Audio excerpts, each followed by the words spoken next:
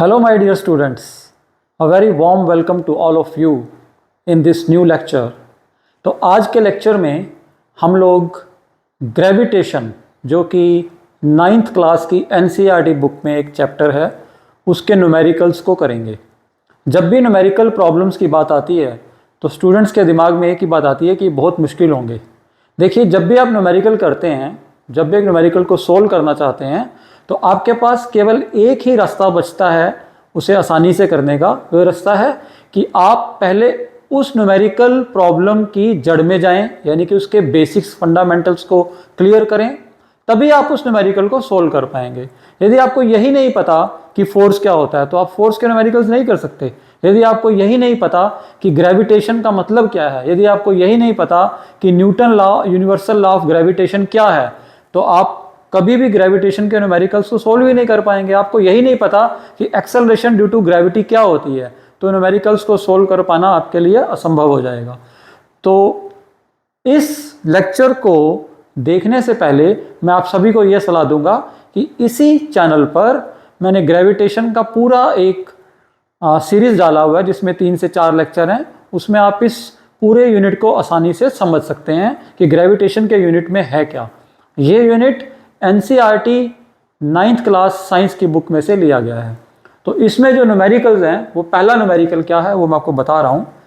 First numerical जो exercise में, back exercise में अनसोल्व्ड प्रॉब्लम्स हैं, उसमें पहला सवाल है कि if the distance between two objects is halved, कि मान लीजिए आपके पास कोई 2 ऑब्जेक्ट हैं, आपने उनके बीच का डिस्टेंस को आधा कर दिया, and what will happen to the force of attraction between them, कि अगर हम किन्हीं 2 ऑब्जेक्ट के डिस्टेंस को आधा कर दें तो उनके बीच में लग रहा फोर्स ऑफ अट्रैक्शन जो कि यूनिवर्सल ग्रेविटेशन लॉ से दिया जाता है, उसकी वैल्यू पे क्या फर्क पड़ेगा वो हमें देखना है। तो न्यूमेरिकल की भाषा में, इंग्लिश लैंग्वेज में ये न्यूमेरिकल ऐसे दिया हुआ है, what will be the force of attraction between the two objects if the distance between them is halved. If अगर हम डिस्टेंस को आधा कर दें तो क्या फर्क पड़ेगा उसके फोर्स के ऊपर। तो बड़ा आसान है। देखिए, मान लीजिए आपका पहला ऑब्जेक्ट है जिसका मास है m1 और जो दूसरा ऑब्जेक्ट है उसका मास है मान लीजिए m2। इनके बीच का जो डिस्टेंस है दैट इज r। तो अब इन दोनों के बीच में जो फोर्स लग रहा होगा that will be given by F। आपको मालूम है जब भी कोई 2 ऑब्जेक्ट होते हैं उनके बीच में एक फोर्स लग रहा होता है, and that force is called as that is basically force of attraction, and that is given by Newton's universal law of gravitation, जो मैंने आपको पिछले लेक्चर्स में बताया हुआ है। और वो जो फोर्स होता है उसकी वैल्यू होती है कैपिटल G, पहला मास इंटू दूसरा मास डिवाइडेड बाय दोनों के बीच के डिस्टेंस का square. Here distance is r square, r, तो distance here it we will take r square, right? तो ये जो था ये हमें यूनिवर्सल लॉ ऑफ ग्रेविटेशन से मिला था, ठीक है। तो यूनिवर्सल लॉ ऑफ ग्रेविटेशन हमें हर 2 ऑब्जेक्ट्स के बीच में लग रहे फोर्स के बारे में बताता है कि कितना फोर्स लगेगा। ये मैंने पहले आपको बताया हुआ है। यहां पर जो G होता है ना बेटा, इसको बोलते हैं यूनिवर्सल ग्रेविटेशन कांस्टेंट। इसकी वैल्यू फिक्स होती है, ओके। कितनी वैल्यू होती है मैंने आपको पहले भी बताया हुआ है, 6.67 10⁻⁻11 न्यूटन मीटर स्क्वायर पर किलोग्राम स्क्वायर, ओके। ये वैल्यू होती है इसकी, ठीक है। हमें यहाँ वैल्यू रखनी नहीं है, हमें जस्ट देखना है कि क्या वैल्यू होती है। मैंने आपको फिर भी एक, देखिए मैं आपको शुरू से बता रहा हूँ, अगर हमारे फंडामेंटल्स क्लियर हैं, अगर हमारे बेसिक्स क्लियर हैं, numerical is very easy, right. तो यहाँ पर हमारा क्वेश्चन था कि अगर 2 ऑब्जेक्ट हैं, उनके बीच का डिस्टेंस r है, उस r को घटा के r/2 कर दो, आधा कर दें अगर डिस्टेंस को, तो फोर्स के ऊपर क्या इफेक्ट पड़ेगा। चलो आधा कर देते हैं भाई, इनको खुश कर देते हैं। मास वही रहेगा m1, डिस्टेंस आधा हो गया, यानी कि पहले ज्यादा था ना, अब मैंने कम कर दिया, इनको नजदीक कर दिया। अब डिस्टेंस कितना हो गया r/2। मान लो पहले 5 मीटर था, अब मैंने 2.5 मीटर कर दिया, यूं समझ लें आप। चलिए अब देखते हैं फोर्स कितना होगा। F इक्वल्स टू, अब F नहीं रहेगा, इसका नाम नेचुरली जब आप डिस्टेंस चेंज करोगे तो आपका फोर्स चेंज हो जाएगा। तो मैं फोर्स का नया नाम रख देता हूं, कुछ भी रख दीजिए, F1 रख दीजिए, ठीक है, F डैश रख दीजिए, कुछ भी रख दीजिए, या F न्यू रख दीजिए, आप न्यू रखिए ताकि आपको आसानी रहे, F न्यू। ओके, तो कितना होगा, क्या कैसे निकालते हैं फोर्स दो ऑब्जेक्ट्स के बीच में? G पहली बॉडी का मास इंटू दूसरी बॉडी का मास डिवाइडेड बाय दोनों के बीच के डिस्टेंस का स्क्वायर। डिस्टेंस कितना है अब? r/2, इसका स्क्वायर। मतलब फार्मूला तो वही है, सिर्फ r की जगह r/2 ले लिया हमने, बाकी चीजें सेम है, g की जगह g है, मास की जगह मास है। उसने यही बोला था कि सिर्फ डिस्टेंस को कम कर दो, आधा कर दो, तो देखो कि फोर्स के ऊपर क्या इफेक्ट पड़ता है। तो ठीक है, ये हो गया F new will be equal to, नाम रख दिया F न्यू, नोमेनक्लेचर है कि नया फोर्स जो है, ठीक है। तो G m1 m2 upon r square by 4, right. ये जो 4 है ना बेटा, ये ऊपर चला जाएगा, यहां आ जाएगा, ठीक है, ये हटा दो। अब जरा मुझे ये बताओ, ये क्या चीज है, कहीं देखी है आपने? ये रही है ना सामने। तो इसका मतलब F new will be equals to 4 times F। चल गया पता हमें। क्वेश्चन था कि if the distance between two objects is halved, उसको आधा कर दें, what will be the effect on the force of gravitation, force के ऊपर क्या असर पड़ेगा अगर हम दो ऑब्जेक्ट्स के बीच के डिस्टेंस को आधा कर दें। तो लो मैंने डिस्टेंस आधा कर दिया, आधा करके मैंने देखा कि जो नया फोर्स आएगा ना, वो पुराने वाले फोर्स का 4 टाइम हो जाएगा। ये तो बड़ी अजीब बात है, कहने का मतलब नया फोर्स जो होगा वो क्या होगा, ज्यादा हो जाएगा, 4 times the older force. Older force है आपका ये, इसका 4 गुना हो जाएगा, होगा भी। Newton universal law of gravitation यही कहता था कि ऑब्जेक्ट जितने नजदीक होंगे उतना फोर्स ज्यादा होगा, ऑब्जेक्ट जितने दूर होंगे उतना फोर्स कम होगा, यही तो कहता था लॉ, और यहाँ ये प्रूव भी हो रहा है। तो ये आपका नया फोर्स होगा जो कि पहले वाले फोर्स का 4 गुना हो जाएगा। तो आपका आंसर होगा कि new force will be 4 times the older force. Older force mean कब? ओल्डर फोर्स कब लग रहा था? जब दोनों के बीच का डिस्टेंस कितना था, r। अब डिस्टेंस कितना हो गया, r/2, तो जो फोर्स है वो 4 गुना हो जाएगा। क्लियर? बहुत ही आसान। तो नेक्स्ट न्यूमेरिकल जो ग्रेविटेशन के यूनिट में है वो है कि gravitational force acts on all the objects in proportion to their masses, why then a heavy object does not fall faster than a light object. इसका मतलब क्या है? वो कहता है कि जो ग्रेविटेशनल फोर्स है, वो हमने बताया हुआ, आपको अभी भी बताया था पहले न्यूमेरिकल में भी, कि जो ग्रेविटेशनल फोर्स होता है that is given bye G m1 m2 upon r square. वो कहता है कि दो बॉडीज में जो ग्रेविटेशनल फोर्स लगता है वो मासेस के प्रोपोर्शनल होता है। क्लियर है? F is proportional to m1 m2। यहां से क्लियर है हमें कि अगर मासेस बहुत ज्यादा होंगे, हैवी मासेस होंगे, तो उनके बीच में जो फोर्स ऑफ अट्रैक्शन होगा वो भी बहुत ज्यादा होगा, है ना। अगर कम होंगे मासेस तो फोर्स ऑफ अट्रैक्शन भी कम होगा। लेकिन वो ये कहता है कि अगर ऐसा है, मासेस के ऊपर फोर्स डिपेंड कर रहा है, तो फिर जो हैवी चीज है वो ऊपर से गिराई जाए छत से, और एक लाइट चीज गिराई जाए, तो दोनों का टाइम अलग अलग क्यों नहीं आता, सेम टाइम पे क्यों गिरते हैं? ऐसा क्यों होता है? फिर दोनों की जो स्पीड में वो चेंज क्यों नहीं आता, वेलोसिटी में चेंज क्यों नहीं आता? कोई जो भारी चीज है वो तेजी से नीचे क्यों नहीं गिरती? Why does it fall faster और why does it fall slower, ये पूछ रहा है वो।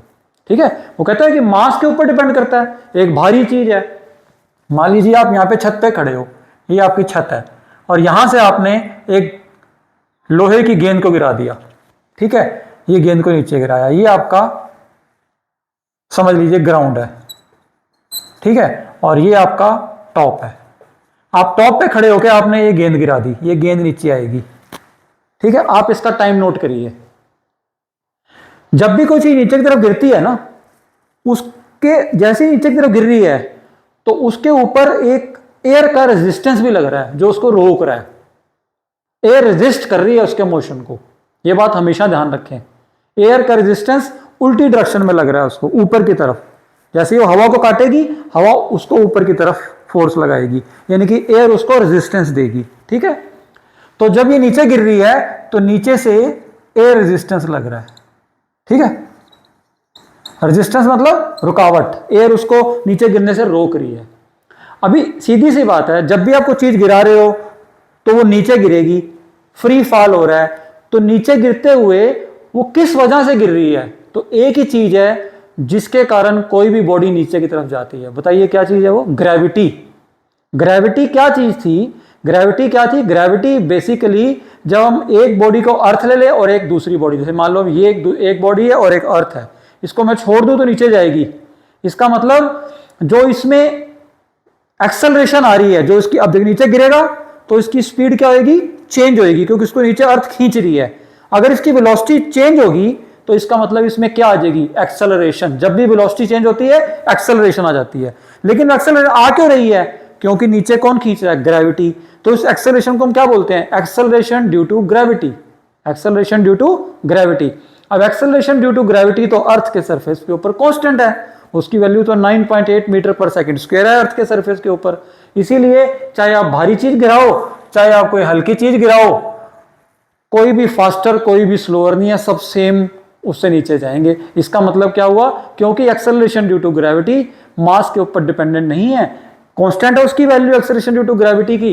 दैट इज वाई चाहे वो भारी चीज गिराते हो आप, चाहे कोई हल्की चीज गिराते हो, उससे कोई फर्क नहीं पड़ने वाला। राइट? तो थर्ड न्यूमेरिकल ग्रेविटेशन में जो है वो है कि what is the magnitude of the gravitational force between the earth and a 1 kilogram object on its surface. What is the magnitude of gravitational force F between the earth, let us suppose it is earth, and another object whose mass is 1 kilogram. कहता है एक body है, उसका मास है 1 kilogram, उसको अर्थ के surface पे रखा हुआ है, तो बताइए दोनों के बीच में कितना फोर्स लगेगा? कौन सा force? Gravitational force. Let us find कितना फोर्स लगेगा ये। ओके, ठीक है। तो एक बॉडी ये होगी और एक बॉडी ये होगी, तो फोर्स का फार्मूला क्या होता है बेटा? Capital G m1 m2 upon r square. Okay, F equals to capital G fix value होती है 6.67 10 टू द पावर -11। ठीक है, हमेशा याद रखना है। पहली बॉडी का मास, पहली बॉडी कौन सी है हमारी? अर्थ मान लो आप। अर्थ का मास कितना होता है भाई बताइए? Mass of earth is 6 into 10 to the power 24 kilogram. याद रखें हमेशा, 6 into 10 to the power 24 kilogram. यहां पुट कर दीजिए 6 into 10 to the power 24 into m2। m2 mean दूसरी बॉडी का मास। दूसरी बॉडी कौन सी है? जो रखी है ऊपर हमने दिया हुआ है 1 किलो, तो 1 आ गया, डिवाइडेड बाय दोनों के बीच का डिस्टेंस। जरा दोनों के बीच का डिस्टेंस क्या होगा? ये, और ये क्या होगा बेसिकली? r। r क्या मतलब? Radius of earth. चलिए रेडियस ऑफ अर्थ बताइए कितना होता है? ये भी फिक्स होता है, अगर आपको याद है अच्छी बात है, नहीं तो आपको न्यूमेरिकल के अंदर दिया होगा। 6.4 10 to the power 6 metre. 6.4 into 10 to the power 6 metre. इसको यहां पुट कर दीजिए, 6.4 इंटू 10 टू द पावर 6 का होल स्क्वायर। स्क्वायर है ना, तो F equals to 6.67 10 to the power -11 into 6 into 10 to the power 24 divided by 6.4 into 6.4 into 10 to the power 6 into 10 to the power 6। सब कुछ 2 बार लिख लिया। ठीक है, अब ये हो गया 10 टू द पावर 12, ये है 10 टू द पावर 24। अगर इसको काटेंगे तो हमारे पास बच जाएगा F equals to 6.67 10 to the power -11 into 6 into 10 to the power 12। ये 12 है ना, यहाँ 24 है तो 12 बच जाएगा, डिवाइडेड बाय 6.4 इंटू 6.4। अब 10 to the power 12 10 to the power -11 कितना बचेगा बेटा? 10 to the power 1। So we are left with F equals to 6.67 into 10 divide by 6.4 into 6.4। इसको काट फाट के सोल्व कर लीजिए। जब आप सोल्व करेंगे ये आएगा 9.8 नियरली न्यूटन, क्योंकि फोर्स का यूनिट क्या होता है? न्यूटन। अभी देखिए इंटरेस्टिंग बात कि वो कहता है कि अगर 1 किलोग्राम की बॉडी अर्थ के सरफेस के ऊपर रखी हुई है तो अर्थ और उस बॉडी के बीच में 9.8 न्यूटन का फोर्स लग रहा होगा। आपको पता है अर्थ उस बॉडी को 9.8 न्यूटन से खींच रही है अपनी तरफ।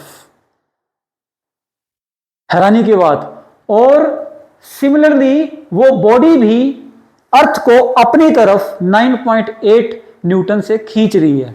अब आपके दिमाग में पक्का ये क्वेश्चन आ रहा होगा बेटा कि अगर हम ये बॉडी है, मान लीजिए हमें अर्थ अपनी ओर खींचती है, जब हम ऊपर होते हैं खींचती है ना, तभी हम नीचे गिर जाते हैं। मान लो मैं इसको छोड़ दूं, नीचे चला जाएगा ये, क्योंकि अर्थ इसको खींच रही है। तो अर्थ ने तो उसको खींच लिया। और थोड़े दिन पहले मैंने आपको बताया था एक न्यूटन थर्ड लॉ होता है कि for every action there is equal and opposite reaction. तो जब ये पेन नीचे की ओर गिर रहा है, ठीक है, तो पेन इसकी तरफ खींच रहा है, ये फोर्स लगा रही है। तो ऐसे ये जो अर्थ है ये भी तो ऊपर की तरफ आनी चाहिए, ये भी तो इसकी तरफ खींचनी चाहिए, पेन की तरफ। फोर्स तो होना चाहिए ना, इक्वल एंड अपोजिट। लेकिन ऐसा होता नहीं है। क्यों नहीं फील होता? देखो सिंपल सा कारण है। इसका मास 1 किलोग्राम, अर्थ का मास 6 इंटू 10⁻²4। मास ज्यादा होने के कारण जो अर्थ की एक्सेलरेशन होगी वो क्या होगी? बहुत कम होगी। उसका जो चेंज इन एक्सेलरेशन है, जो उसका रेट है चेंज होने का एक्सेलरेशन का, वो बहुत कम होगा। इसका मतलब उसमें वो जो हमारी तरफ आती है हमें फील ही नहीं होगी अर्थ।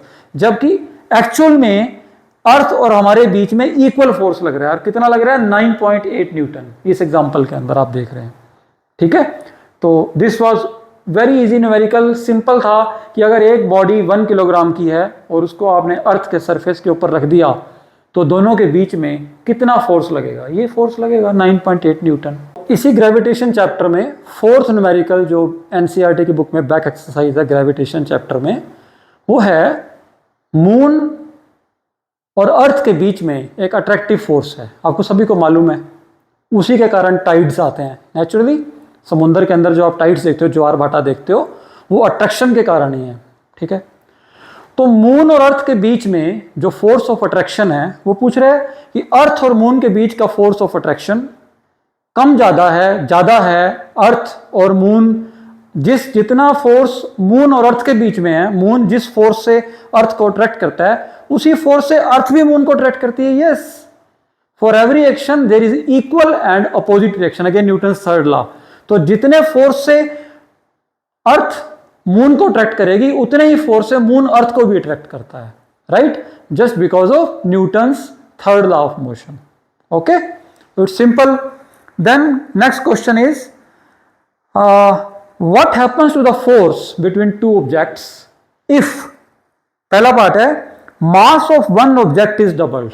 देखिए वो कहता है कि आपके पास दो ऑब्जेक्ट हैं, आपने क्या किया, पहले का मास है मान लीजिए m1, दूसरे का मास है मान लो m2। तो उसने हमें तीन कंडीशनें दी हैं, तीनों को मैं यहीं पे सोल्व करूंगा। वो कहता है कि जब दो ऑब्जेक्ट हैं आपके पास जिनका मास है m1 और m2, उनके बीच का डिस्टेंस है r, तब उनके बीच में 100% एक फोर्स ऑफ अट्रैक्शन लग रहा होगा, ग्रेविटेशनल फोर्स लग रहा होगा, है ना। That force is given by F equals to G m1 m2 upon r²। कई बार बता दिया अब तो आपको, है ना। तो उसमें पहली चीज पूछ रहा है कि इस फोर्स के ऊपर क्या प्रभाव पड़ेगा, क्या इफेक्ट पड़ेगा if mass of one object is doubled. Mass of one object is doubled. Second वो कह रहा है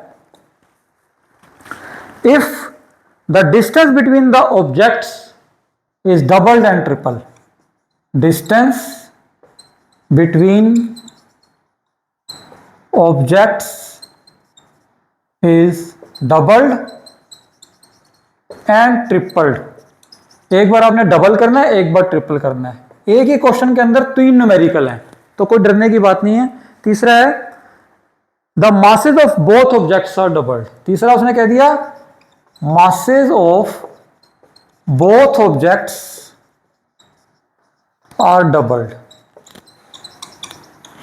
देखिए दोबारा से बताता हूं, इस न्यूमेरिकल के अंदर जो क्वेश्चन पूछा जा रहा है वो ये है कि कोई भी दो ऑब्जेक्ट हैं, हमने मान लिए M1 और M2 हैं, उनके बीच एक फिक्स डिस्टेंस है R, तो नेचुरली उन दोनों के बीच में एक फोर्स लग रहा होगा। कितना लग रहा होगा? कई बार बता चुका हूं, न्यूटन ने बताया था अपने लॉ में, G M1 M2 upon R square, ये फोर्स लग रहा होगा। पक्की बात है, this is called Newton's universal law of gravitation. इतना फोर्स लग रहा होगा।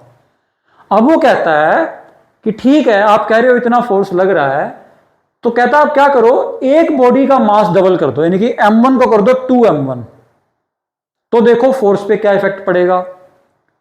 Distance between object is doubled and triple, दोनों के बीच का डिस्टेंस R है ना, उसको 2R कर दो, या फिर तीसरे केस में उसको 3R कर दो, तो देखो क्या फर्क पड़ेगा फोर्स के ऊपर।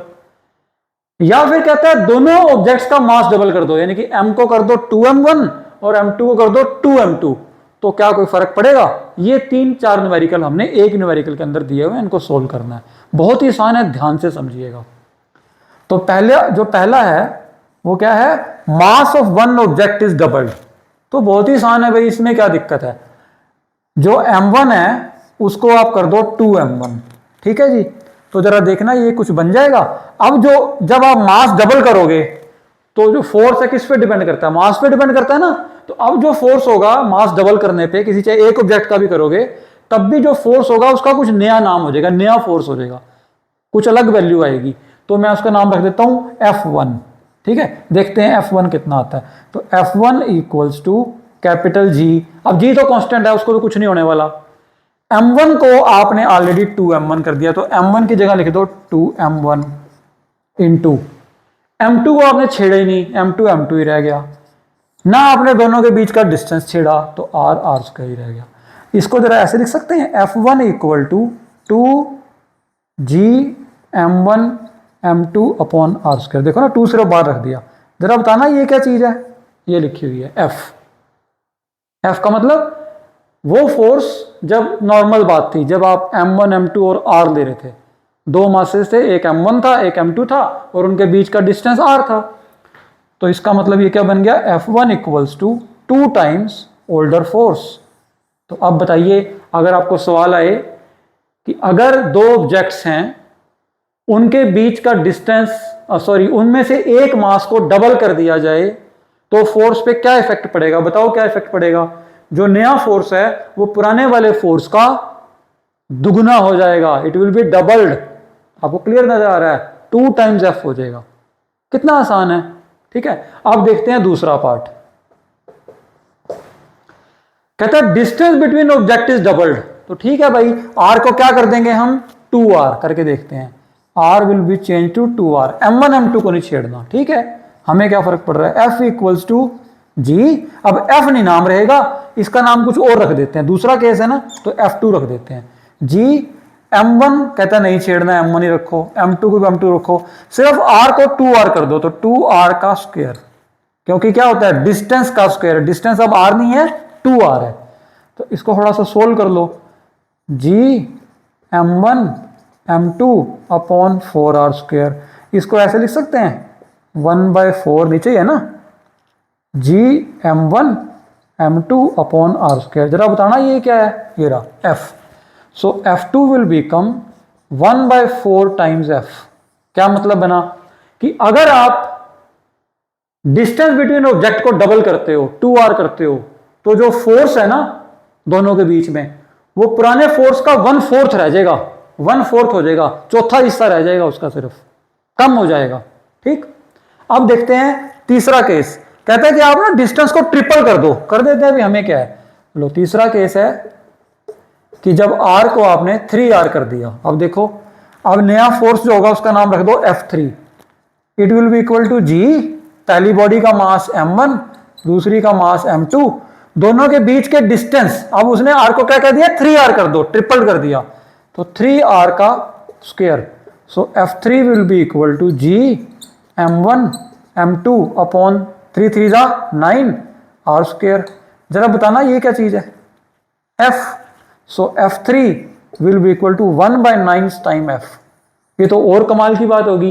कहता है कि अगर आपने दो ऑब्जेक्ट्स के बीच का डिस्टेंस को ट्रिपल कर दिया ना, 3 गुना कर दिया, तो जो उसके बीच में फोर्स लग रहा होगा ना, वो पुराने वाले फोर्स का 1/9 टाइम हो जाएगा, यानी कि 9वां हिस्सा घट जाएगा, 1/9 हो जाएगा। ओके, समझ आया? ठीक है, अब है उसके बाद फोर्थ पार्ट, लास्ट पार्ट। ठीक है, हमने 4 पार्ट लिए, एक और ले रहे हैं, ये वाला।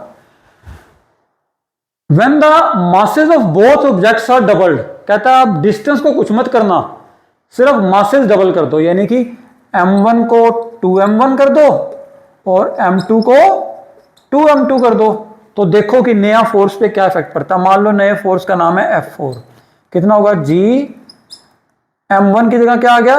2m1 into 2m2 upon R square. F4 will be equal to 2 2 4 4G m1 m2 upon R square. जरा बताना ये क्या है? ये रहा force. So F4 will equal to 4 times F। क्या मतलब बना कि अब अगर आपने दोनों ऑब्जेक्ट्स का मास डबल कर दिया, m1 को 2m1 और m2 को 2m2, तो जो नया फोर्स आएगा ना दोनों के बीच में मास डबल करने पे, वो पहले फोर्स का 4 टाइम्स हो जाएगा, 4 गुना हो जाएगा। वो तो है ही भाई, जब आप मास बढ़ाओगे तो फोर्स भी बढ़ेगा, तभी तो 4 टाइम्स हो रहा है। क्लियर होगी बात आपको? ये बहुत ही आसान है। ये सिचुएशंस हैं, इन सिचुएशंस के अकॉर्डिंग आपने सिर्फ इस फार्मूले को लेना है और उसी से आगे चलना है।